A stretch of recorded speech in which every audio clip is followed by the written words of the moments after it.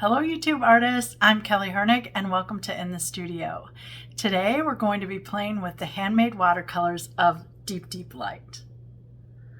I can't wait to share them with you, so let's go paint. As a Deep Deep Light brand ambassador, I'm able to share a discount code for 15% off of these beautiful handmade colors. You'll find the coupon code in the video description box. Happy shopping! The inspiration for this piece is this cluster of grapes. And the reason why is because of this tendril right here. I just love how it's circular, it's got a line going through it. Let's see if you can see that better. See that it's circular, it's got a line going through it, it's got a fun shape. And the grapes are a small little cluster, and I just thought this would be really fun to show you a masking fluid technique. We're going to mask the tendril, and then I am going to show you how easy it is with this masking fluid. I'm using the Schminky masking fluid. I like this little bottle because it's got a great point tip to it. So you can just squirt it out right onto the paper, or you can squirt it onto your palette, which is what I'm gonna do. I am using my favorite palette, which is this little conch shell palette. I'm going to be using the other side. The other side has 4 individual sections, and that's what I'm gonna use because I like to put my masking fluid on a palette because it peels right off once it's dry. So that's really great. And I'm just gonna squirt a little bit in there. Now you'll notice that I have a stick pin. Once I am done squirting, I like to just poke it through and make sure that it doesn't clog. So that's a way to keep it nice and clean. And then I just wash this off. And I've got just a piece of yellow tape there, and I just stick the pin through it. That way I know where it is all the time. When you're using masking fluid, use a cheaper brush. You don't want to use your really good brushes. I buy these little kids brushes, and I will have these linked in the video description box below. What I like about this, look at the point of the brush, right? So it's going to give me great lines with the masking fluid. And I've been using this brush for 2 years now, and I still haven't had to get a new one, which is great. I'm going to also talk about cleaning at the end. So I want to start by getting the masking fluid on there because it takes a little bit of time. While that is drying, we're going to go ahead and I'm going to show you how to use a shading mix for these pastel colors by Deep Deep Light. So let me bring you a little closer. I always wet my brush first before doing masking fluid. And I'm just going to pull it out. You're going to see me just kind of pull a little line out. So do you see how much is on my brush there? But notice that it's not a giant puddle at the end. It's nice and manipulated into my brush. That's what I want. I like that it's blue in color so you can see where you've gone or where you've been. Remember, this is a branch, right? So you don't want it perfectly smooth.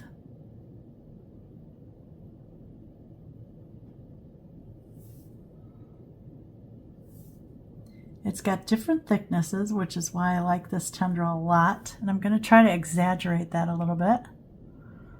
Make it a little thicker in areas.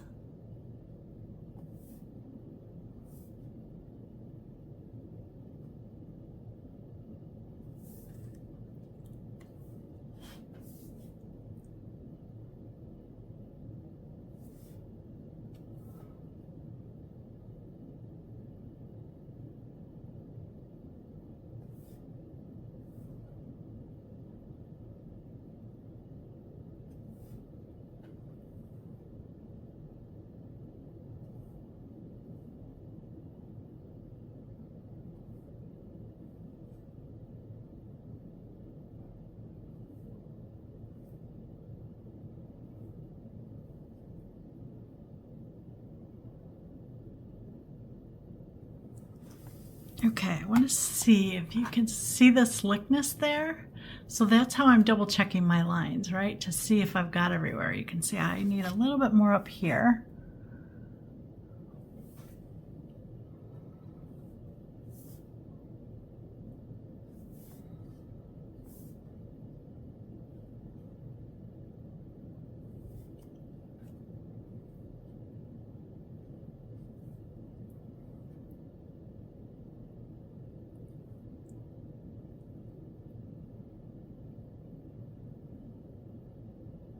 Okay, I'm pretty happy with that. I'm going to also do the little tendril up here. I know I want to add a little background, so I want to make sure that if I go up here, it's covered as well.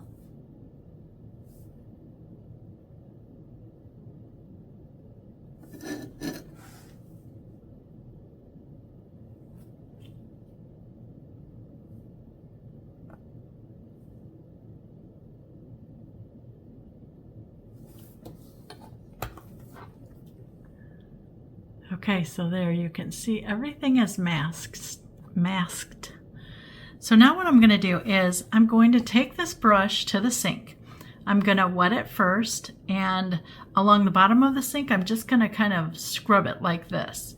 But what I'm going to do then is put dish soap in my hand, so just hand washing soap, and then I'm going to periodically pick the brush up and mash it in the soap, rinse it again on the sink, mash it again in soap, rinse it again in my sink. And then when I come back, I'm going to make sure that I put this point back on my brush, and I will show you that. My brush now, I'm going to blot it on the paper towel, and I'm going to reshape it. So see that I'm kind of rolling it so that the tip stays nice and sharp. I mean, look at that tip now. I do that every time with my brushes to reshape them after I'm done painting for the night. This now, I just let it dry until it is hard, and then I just peel it off of my palette there. Okay, while that's drying, we are using deep light pastel colors. So this is cherry blossom, this is flax, this is mint, this is butterfly, this is reed buff, and this is Captain's Gray. I'm going to show you how to mix Captain's Gray with each of these to make a deeper shade. When you're using handmade colors, they suggest that you give them a little bit of water just to get them activated. It doesn't take a lot. The Captain's Gray takes a little bit more. It is a separating color, so I'm just going to add a little bit there. When using a shadow color, you want it to still remain this color. So I'm going to take Cherry Blossom, and I want it to remain on this color way. So I'm going to add a little bit of the Captain's Gray, and you can see it turned it just a little bit. Look at the difference here. I can use just a little bit more. Oh yeah. So it's giving me a nice darker value here, and this is a beautiful color. Of course, it's muted like I like, which is why I chose Captain's Gray as my color to mute it with, or I mean to shade it with. So think about using like a Payne's Gray or a neutral color, neutral tint. You're going to want something like that. That's beautiful. Now we've got flax.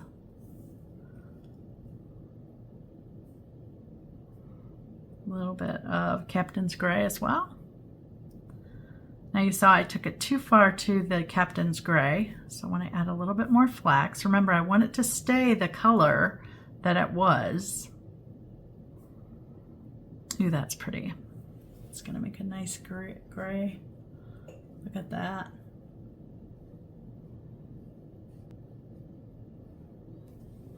I am going to splash those.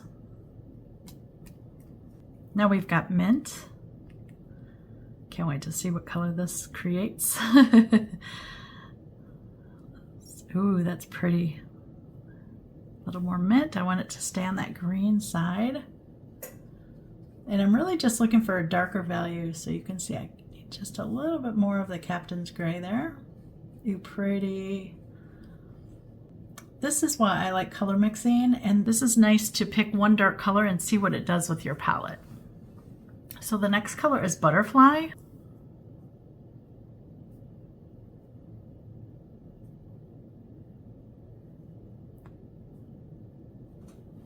Let's see, do I have the darkness? A little bit more.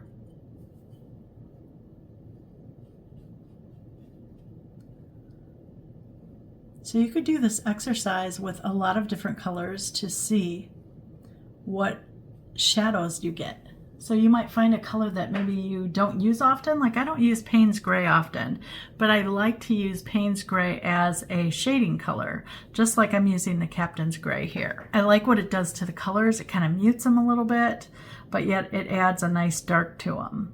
This is Reed Buff now.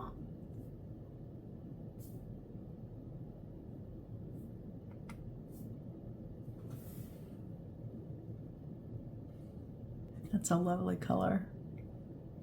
It's kind of like a dark flesh tone, pretty. And the bottom square is just Captain's Gray, so I'm just gonna let that be blank.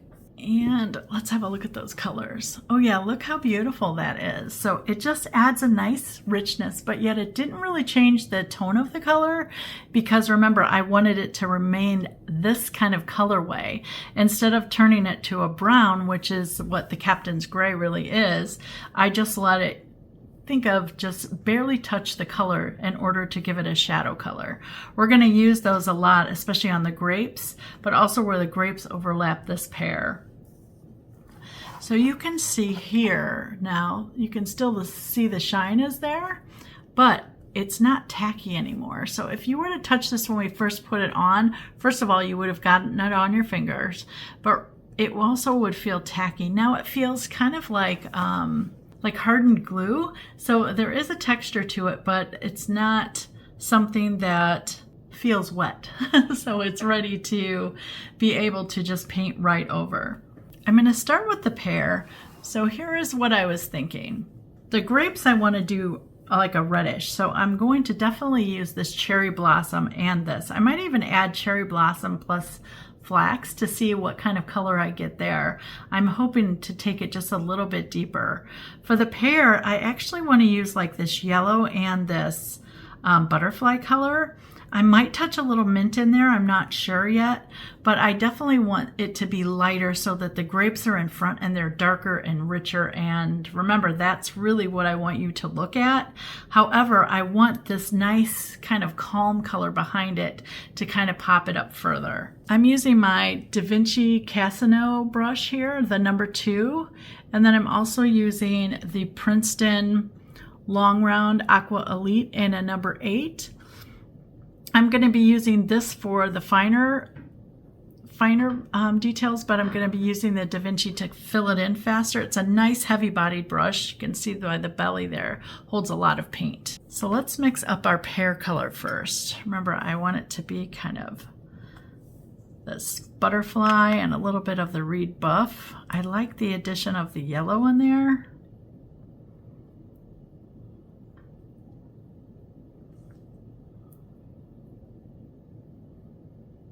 Okay, let's see. Let's add a little bit more Reed Buff up here. All right.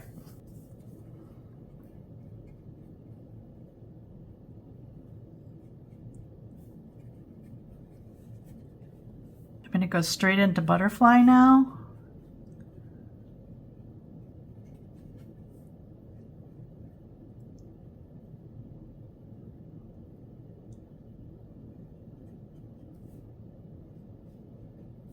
Notice that I'm going right over the masking fluid like it's not even there. That's exactly what I want. I'm going to touch a little bit of the mint green just to change the color down here.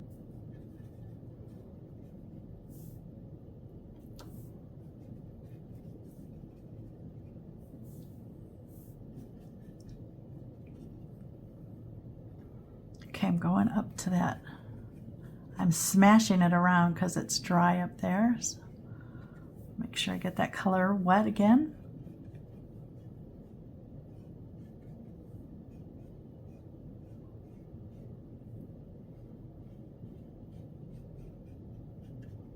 Gonna touch a little bit of the Captain's Gray in with the butterfly mix. I want to do this while it's wet so that I have a nice little dark area here. Notice I'm putting it around where the masking fluid is because I want to be a nice little line.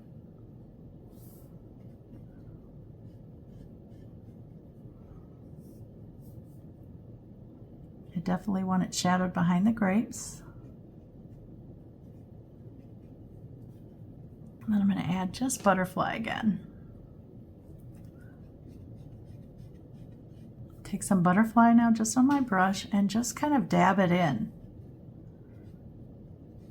I like when I have different layers and different textures.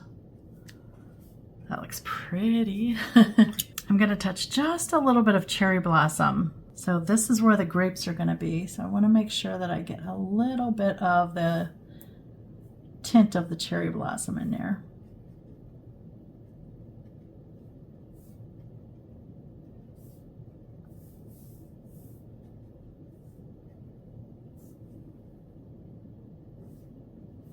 Okay, I'm gonna splash. By the way, my sketchbook is a handmade sketchbook by Deanna off of Etsy, and it has Fabriano Studio Paper cold press in it. I'm gonna go to my Aqua Elite brush now, and I wanna work on the grapes. So I'm gonna work from the background grapes and go to this one last because that's the focal point up there. Let's do a little bit of mixing to see what the cherry blossom and the flax do together. Oh yeah, see, it's making it a little deeper purple. That's nice. So that's cherry blossom by itself, and that's cherry blossom plus flax. For the back grapes, I'm going to use more cherry blossom plus flax in there.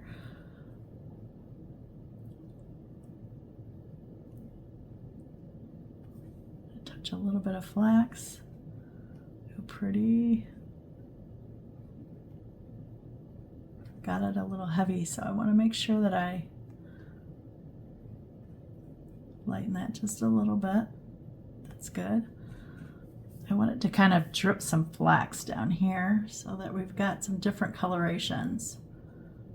Remember, this grape is behind that. This is in front of that. So anywhere we can get a little bit of difference, it's going to look great. I'm going to take this brush while it's wet and just get a little highlight there. Remember, these are grapes, so they're reflective. See the little shine spots? I want to make sure that I have those.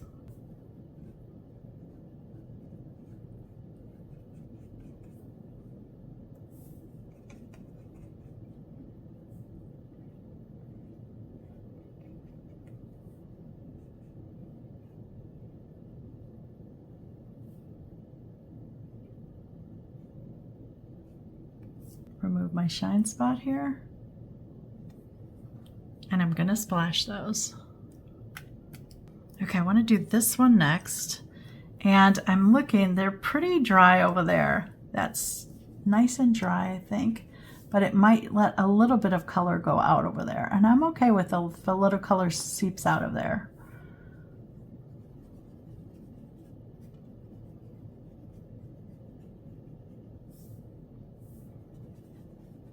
This one should be mostly in shadow, so I'm going to add a little bit more flax once I get the main color in there. Dipping into flax now.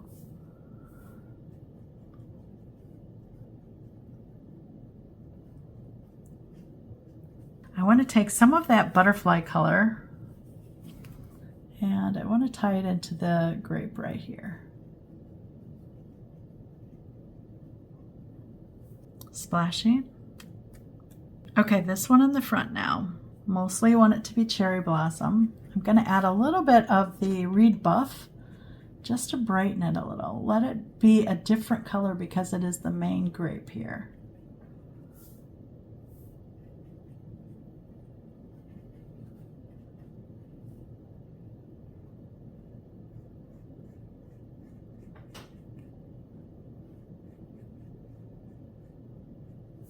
Touching a little bit of flax.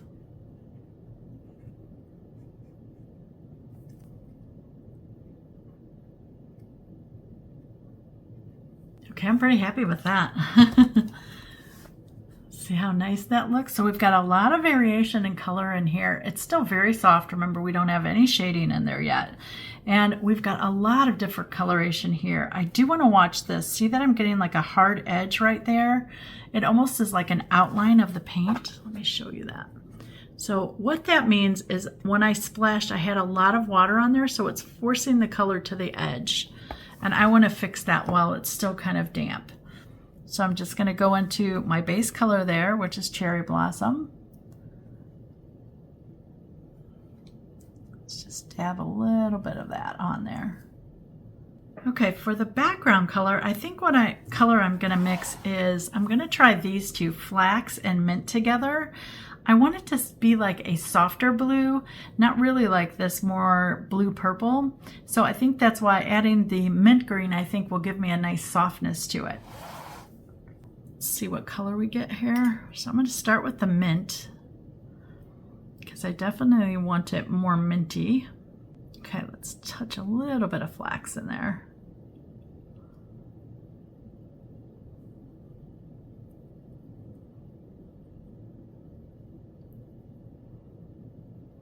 All right, a little more water. I don't want this real heavy, I want it light. And I think that's a nice mix. The reason I'm adding a background is so we can see this lovely tendril. We're gonna see it once we add the coloration of the tendril, but I wanna see it in negative as well.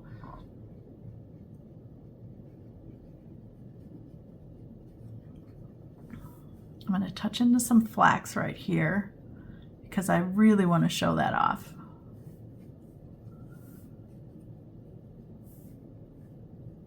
Just water on my brush, and I'm going to soften this edge so it has somewhere to go.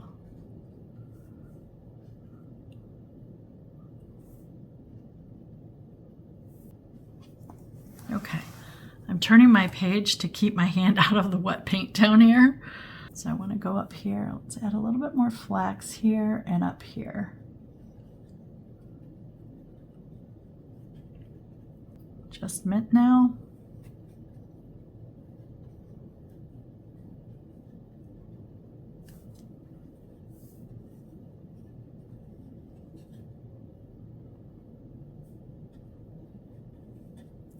Just water now on my brush. I'm just softening so that that has somewhere to go. By giving it kind of a wet edge, what happens is it can bleed out a little further and soften quite nice. I'm gonna splash that as well. Okay, we're moving down here now. Remember that this is upside down. I'm gonna start here with the darkness and work it on up. So the darkness was flax plus mint.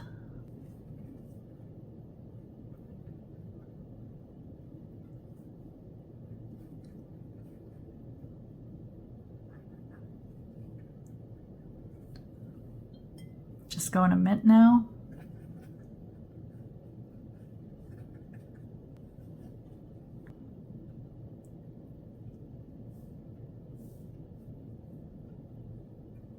Just water on my brush now. Let's soften this out.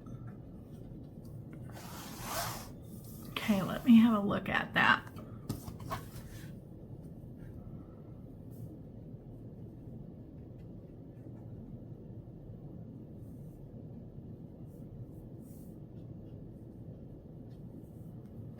Okay, while we're doing all this, I'm going to add a shadow at the bottom. First, I want to splash this to make sure that it has texture as well. So down here, I want to use the flax. Since we're using flax and mint, I'm going to mix the pair of them. And then I'm going to add a little bit of our Captain's Gray. Remember, that's the shadow. So I want to make sure that we have a nice dark spot down here.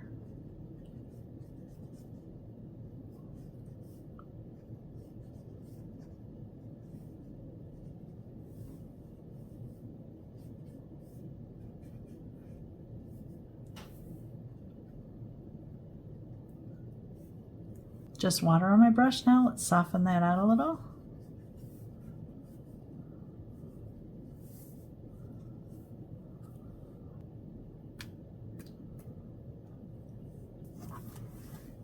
Let's have a look at that. Yeah, that looks quite nice. Okay, I'm going to dry this and then I'm going to come back and show you how I remove the masking fluid. Because I dried this with a hairdryer, I want to make sure that this page comes back to feeling cool before I go to remove this. If this is still warm, it can pull up your paper. So really make sure that that feels cool to the touch. Right now it's still a little bit warm. What I'm going to be using to remove my masking fluid, this is called a rubber cement picker-upper, and they come in many different colors, many different sizes, but I find these really great. What happens is it collects on the edges, like you can see that, some of that, and all I do is at the end of the project I just kind of scrape that off so that the corners are really nice and clean. Okay, it's clean now. I mean, it's cool now to the touch, so I'm going to start up here. And you can see I'm just kind of rubbing it on the paper, and it's picking it up. It's no longer shiny. See that? Where this is still very shiny. Can you see that? So I'm just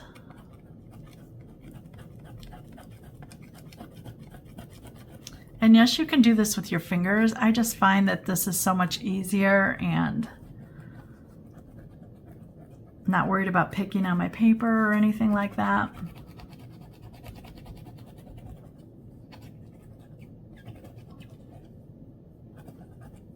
And you can see what it leaves, right? It's picking up all the masking fluid. So that's the part you gotta kind of pick off. You can see that it's leaving it there.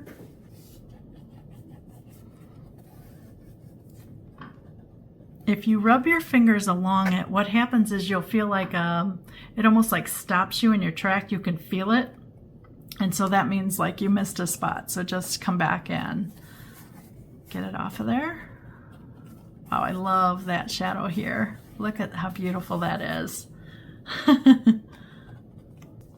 let me show you up close what that did. This is why I love this masking fluid, because it gives you such beautiful lines. And you saw how quick it was, right? Even the little tendril up there. I love that. So I need to give those a color, and I'm going to pull over my grapes so we can see. You can see it's kind of a butterfly-ish brown color. And I think I'm going to go with Captain's Gray and the butterfly color. Let me show you that coloration there. I think that's gonna look really pretty, especially going over the pear. It's gonna kind of look nice together. Okay, let's mix butterfly and a little bit of the Captain's Gray. Let's see what kind of color we get here. I want it a little darker, so more Captain's Gray.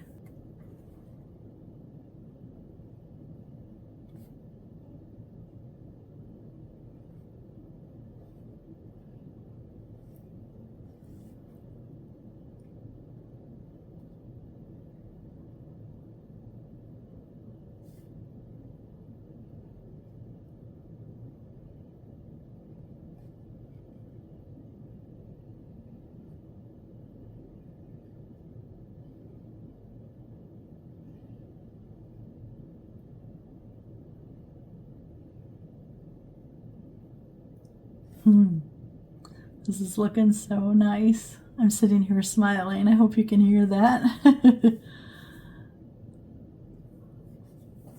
All right, gotta do that little top edge too.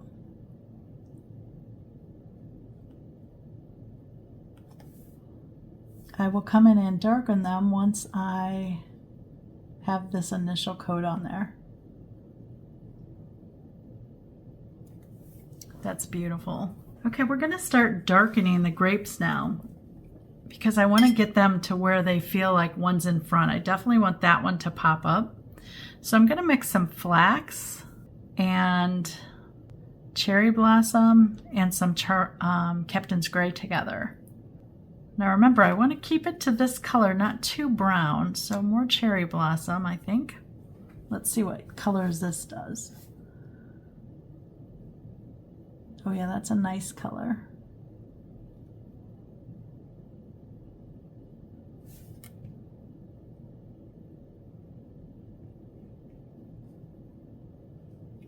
Just water now on my brush. Let's soften this out.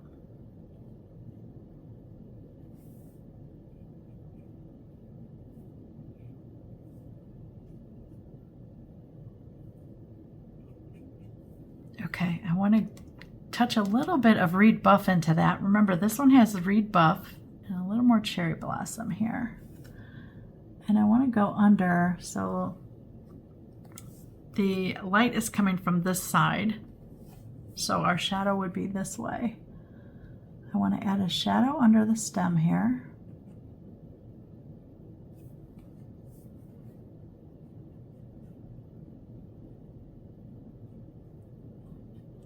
just water. Let's soften that out. Okay, that looks nice. I've got enough variation on there. I want to add a little bit up here.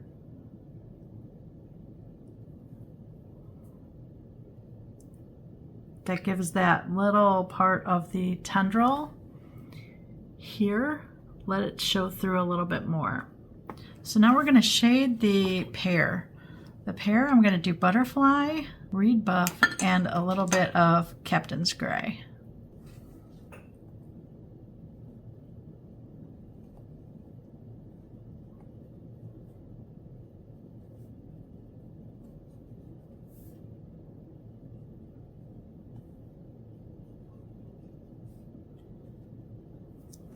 Okay, with a wet brush or just a damp brush, I'm going to soften all those so that they have somewhere to go. Let's soften this out.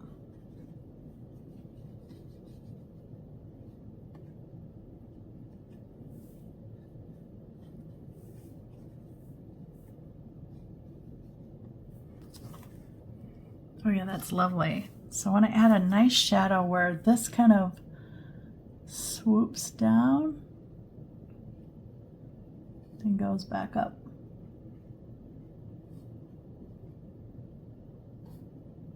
It's darkest where they connect. Oh yeah, that's pretty.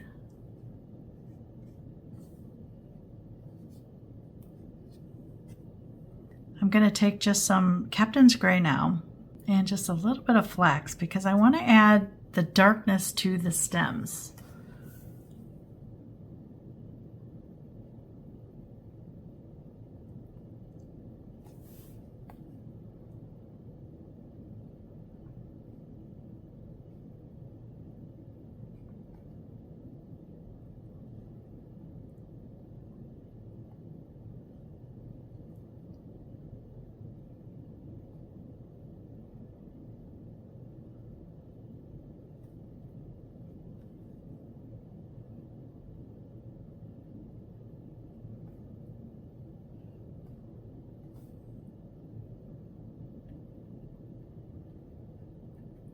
I want to make sure this one here on the grape really connects and makes it a nice dark spot.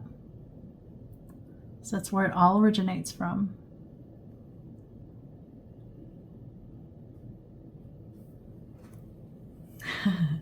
Look how beautiful that looks.